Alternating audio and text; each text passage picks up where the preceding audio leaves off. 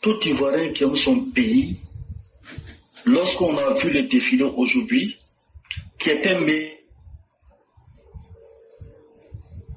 de force des rappels historiques, on a rendu hommage à Feu Félix Houphouët-Boigny. On a fait revenir la tradition mélangée avec la modernité. Vraiment, c'était une parfaite harmonie entre le passé, le présent et ce qui s'en vient. Grand frère, j'ai regardé ce défilé-là, je n'ai pas arrêté de pleurer. J'étais au bureau, mais je pleurais, mais les gens ne savaient pas. Je pleurais pourquoi, grand frère? Excuse, mais je pleure pourquoi? Il y a des gens qui sont tombés. Il y a des gens qui se sont sacrifiés pour ce qui est devenu la Côte d'Ivoire de maintenant. Il faut qu'on les rende hommage. Il y a beaucoup de gens qui sont tombés. Les grands frères Ibrahim Koulibaly, les Zagazara, la Grenade, tout ce monde-là sont tombés. Des militants qui sont tombés. Parce que leur rêve, c'était de voir la Côte d'Ivoire devenue comme ça. Il faut qu'on les rende hommage. Je pleurais pour ces gens-là. Je pleurais aussi par remerciement au président. On voit à quel point ce monsieur-là, il s'est battu, il s'est sacrifié pour que la Côte d'Ivoire soit où elle est. Je pleurais aussi par joie, parce que j'étais content de voir la Côte d'Ivoire comme elle est devenue. Grand frère, on ne s'est pas trompé. Depuis le début, que ce soit tous les sympathisants du président, on ne s'est pas trompé de la capacité de ce monsieur-là à relever la Côte d'Ivoire, à amener la Côte d'Ivoire à un niveau auquel on ne s'attendait pas. Ce monsieur-là, le président, il n'arrête pas de nous surprendre. Tout ce qu'on a interviewé aujourd'hui pour dire qu'ils ont dit qu'ils n'ont jamais vu ça. Un mélange de tradition, de modernité, un mélange de rétro. On a vu des choses. On a rendu hommage même à Félix Houphouët-Boigny. On a fait revenir ces chansons qu'il chantait pendant les fêtes nationales. Pendant les fêtes nationales. Donc vraiment, je suis content. Je n'ai pas arrêté de pleurer. Et tout Ivoirien qui aime son pays, quand on voit ça aujourd'hui, on va dire qu'il y a eu du chemin parcouru. Et on ne peut être fier de notre pays. Et j'aimerais appeler à tous les Ivoiriens, mettons nos intérêts de côté. Tous les Ivoiriens, mettons nos intérêts personnels de côté et travaillons. Le président a laissé ses intérêts de côté. Le président là, il n'avait rien envie à la Côte d'Ivoire. Il a laissé ses intérêts de côté. Il a dit, je vais aider ce pays-là. On doit tous laisser nos intérêts personnels de côté. On se mêle, on se donne la main et on va aider ce pays-là à aller de l'avant plus loin que les gens ne peuvent imaginer pour qu'on puisse avancer. Donc, grand frère, c'est ça que je voulais dire aujourd'hui. Vraiment, on est fiers du pays. Merci encore, Président. Merci pour le travail accompli. Et hommage à tous ceux qui sont tombés et que leur rêve, c'était de voir le pays comme ça. Là. Vraiment, merci beaucoup. C'est tout pour moi aujourd'hui. Merci, bonjour. Et vous avez tout dit, cher frère. Et à travers votre présence et la prise de parole, vous avez ramené chacun à l'autre, peut-être sans le savoir. Hein. Si on est en fête là, c'est que c'est sur la tête de quelqu'un, ou de quelque chose. Quand on est heureux là, quand on fête là, les animaux peuvent pas être contents. Hein. Mais celui aussi qui a donné le plus fort, c'est grâce à lui qu'il y a eu la fête. Il y a beaucoup de nos parents qui sont tombés injustement. Il y a des gens qui ont sacrifié leur vie pour que cette Côte d'Ivoire-là soit là aujourd'hui. Ne les oublions pas. Et continuons à prier pour ces gens. Et le président lui-même qui a pris ce lourd manteau, la responsabilité historique de reconstruire cette Côte d'Ivoire. On ne finira jamais de le dire. Et vous avez dit encore, c'est ensemble qu'on pourra construire la Côte d'Ivoire. Nous n'avons pas d'ennemis. Nous avons des divergences d'idées. Mais utilisez nos divergences pour mettre la vie des Ivoiriens sur une ligne de front, comme si on était dans une guerre permanente, ça n'a aucun sens. On fait la politique pour créer le bonheur pour le maximum de personnes. On ne fait pas la politique en sémant le chaos et le désordre. Les chers Ivoiriens, comprenez cela. Ce que nous on voit aujourd'hui là, chers Ivoiriens, écoutez-moi très bien. Tout ce que vous voyez là, nous, ça ne nous impressionne pas. Mais ça nous fait réfléchir. C'est pourquoi le Père est en train de couler des larmes. Parce que nous, là, on vit déjà dans les pays les plus puissants et les plus développés au monde. Mais c'est parce que nous ne sommes pas des hypocrites. On aimerait que nos pays soient comme ça. Et aujourd'hui, vous avez quelqu'un qui peut rendre la Côte d'Ivoire comme ça. Ce n'est pas moi qui le dis, c'est lui-même qui l'a dit. Alassane Ouattara, il a dit ça à la grand-mère. Henriette Dagri. Mais j'ai un petit secret, j'ai vrai. La mère Henriette, en fait, nous on l'appelait l'ancêtre. Ça, c'est un secret. Et les gens ne savent pas pourquoi. Parce qu'elle a une collègue qui m'a enseigné à l'université. Et donc, elle et cette dernière, on les appelait l'ancêtre. Les ancêtres, quoi. Voilà. Ça, c'était un petit secret pour faire rire. Mais c'est pour vous dire que un pays, ça ne se construit pas dans la bouche. Ça se construit avec des sacrifices. Et il y a eu beaucoup de sacrifices. Respectons ces sacrifices-là. En donnant la paix et la dignité aux générations à venir. En profitant de notre histoire pour devenir des hommes forts et des hommes dignes. C'est tout ce que la Côte d'Ivoire nous demande. Vraiment, merci de votre intervention. Bonne fête à vous. Soyez fiers de vous-même. Vous êtes un vrai fils de la Côte d'Ivoire. Et vos parents et nos parents sont fiers de vous. Parce que, à plus de 6000 km, chaque jour, nuit et jour, nous nous inquiétons de leur sécurité. Le président Ouattara, le ministre TBO, le ministre Vagondo et tous les corps de l'armée font des efforts colossaux pour assurer la sécurité. On ne peut pas demander mieux. Vraiment, merci à vous. Merci. Je vous en prie. L'indépendance, c'est parler des symboles forts que moi j'ai vus. Certains symboles forts, pas tous les symboles, mais le premier symbole d'abord c'est quoi? Ce sont les symboles de la République.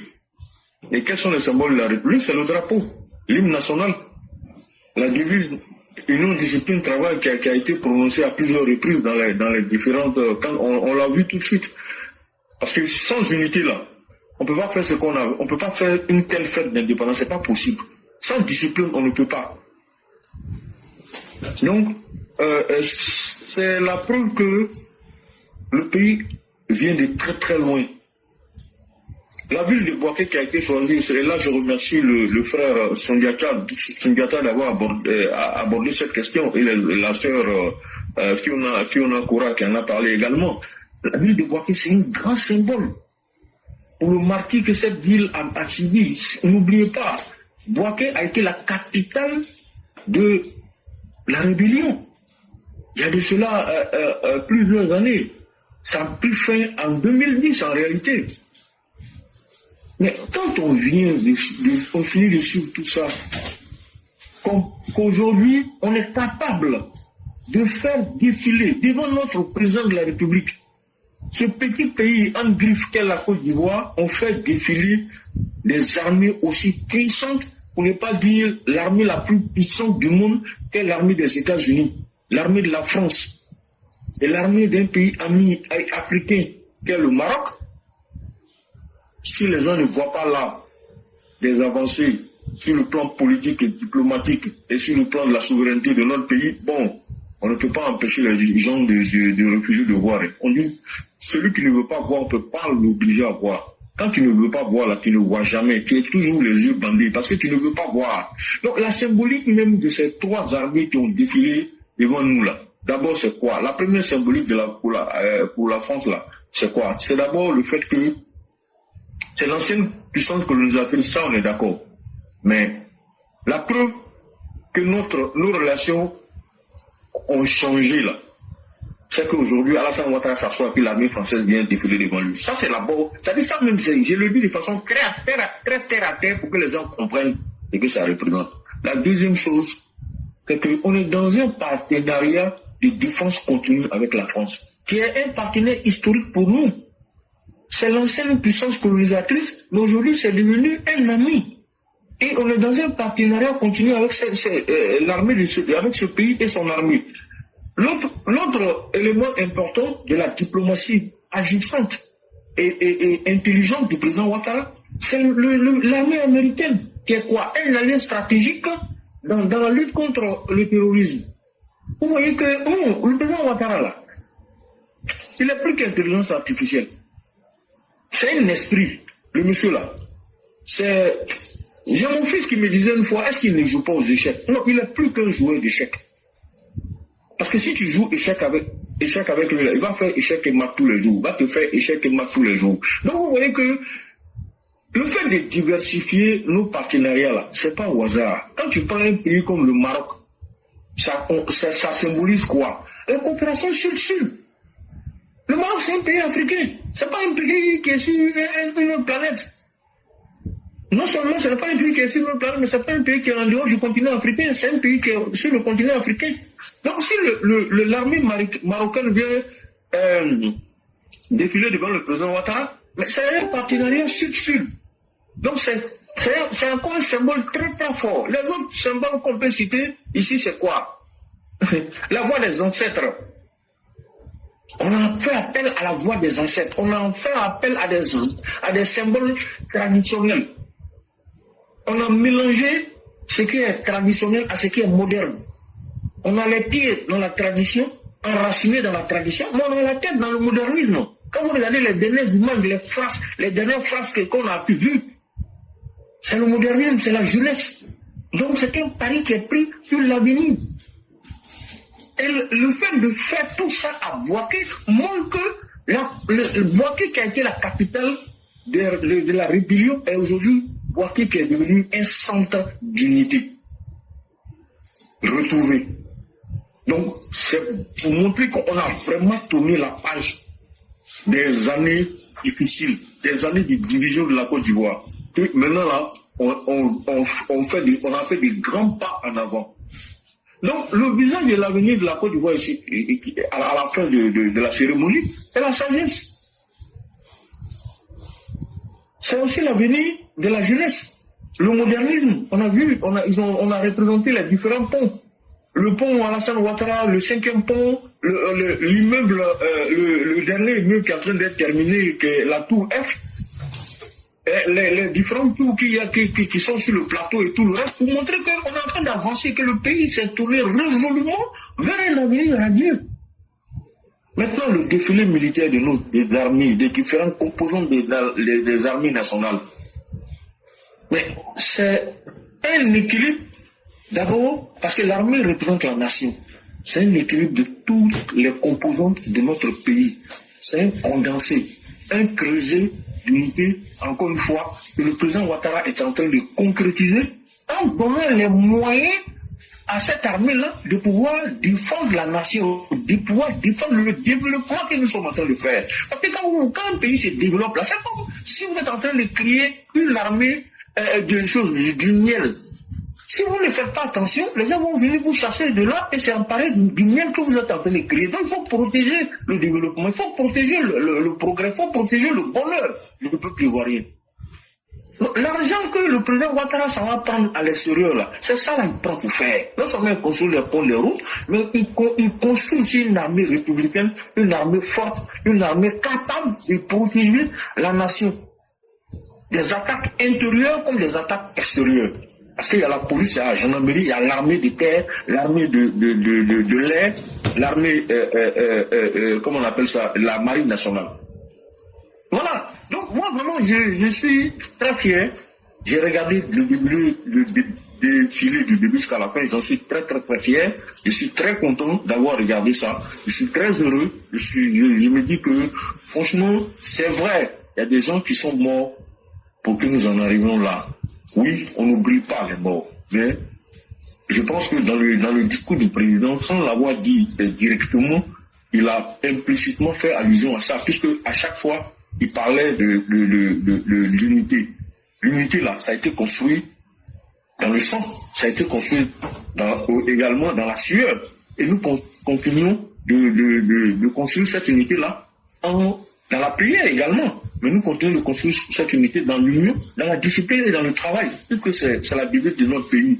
Et l'hymne national qui a été reprise plus ou moins par les jeunes vers la fin, accompagné d'autres paroles très fortes d'unité et de progrès, ont été des paroles vraiment que nous avons ressenties au plus profond de nos cœurs, parce que nous avons tous été interpellés par ce monsieur-là qui est franchement au final.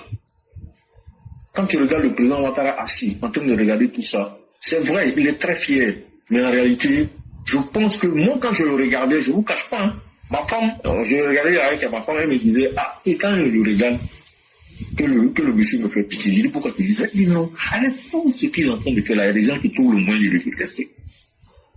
Comment on peut détester un monsieur comme ça, même si tu ne l'aimes pas?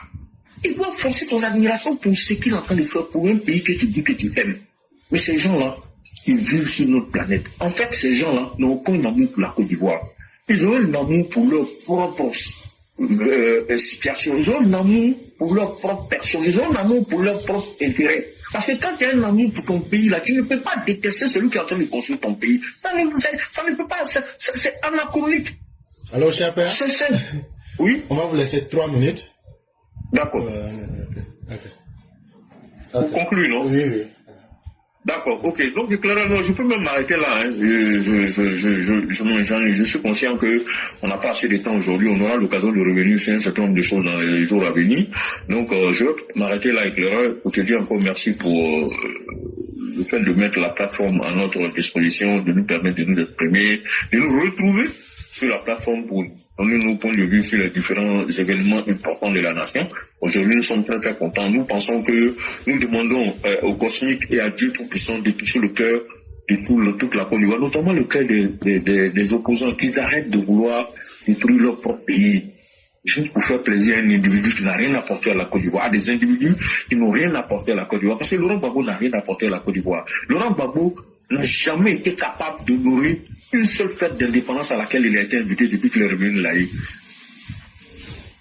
Le président Gbagbo, père son âme, a toujours refusé également d'honorer les fêtes d'indépendance depuis qu'il a quitté le RHDP. Tout simplement pour montrer que ces gens-là n'ont aucun respect pour la République. Parce que quand tu aimes un pays, quand tu te dis, surtout ancien chef d'État, la République, l'indépendance de la Côte d'Ivoire, ça doit être pour vous, pour nous tous, un symbole de rassemblement, un symbole d'union autour de la République de Côte d'Ivoire. Donc quand on t'invite en tant que chef d'État, là, ancien chef d'État, tu vas venir t'asseoir à côté. Et puis quand tu sors de là, tu n'es pas obligé de dire que tu es devenu RHDP ou que tu es devenu alassaniste. Non, tu continues d'être opposant, mais tu es d'accord avec la République. Donc, mais remarquez que tous ces gens, on les invite dans le protocole avec tous les honneurs nécessaires, mais ils refusent de venir chaque fois. Mais des gens importants, qui sont les vrais amis de la Côte d'Ivoire, viennent de très loin pour venir assister à des gens d'événements. Et Dieu merci, et ils ont compris ce que c'était la Côte d'Ivoire, l'importance de ce pays-là pour nous, les Ivoiriens. Donc, merci beaucoup, éclaireur. Je voudrais m'arrêter là. Et je te dis merci et souhaiter longue vie et bonne santé à toi, à tout le monde, à tous les EPV, à toute la Côte d'Ivoire. Souhaiter longue vie et bonne santé au président de la République pour ce qu'il est en train de faire et plus continuer encore. Merci encore à venir, que Dieu l'aide et le protège dans son nation publique. Merci. Merci beaucoup, cher Père. Merci pour toutes ces bénédictions. Que la paix, la grâce de Dieu soit sur nous, qu'il nous donne longue vie et qu'il nous permette de prospérer dans tout ce que nous faisons. Que Dieu protège la Côte d'Ivoire et les Ivoiriens. Bonne fête pour la 65e année d'indépendance de la Côte d'Ivoire à chacun et à chacune des Ivoiriens. Que Dieu donne longue vie au président de la République, à tous ces braves, dignes et honnêtes collaborateurs et à tous les Ivoiriens qui aspirent à la paix, au développement et au progrès. Vraiment, merci à chacun et on va vous souhaiter une excellente soirée. Merci à tout le monde. Merci. Merci beaucoup.